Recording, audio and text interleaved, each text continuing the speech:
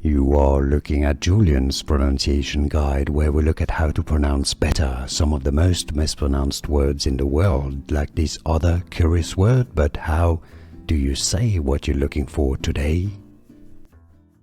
Let's learn how to pronounce this word in English. It confuses a lot of people. Many mispronounce it as well, so let's get through the correct pronunciation. British English pronunciation is different from the American pronunciation.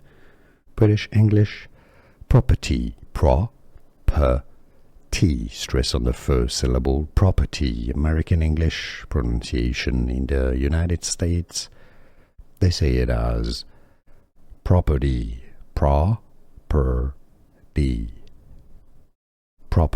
American English pronunciation versus property, British English. Here are more videos on how to pronounce more confusing words and names too many mispronounced. Like this video if you found it useful. I appreciate your support. I'll see you soon and thanks for watching.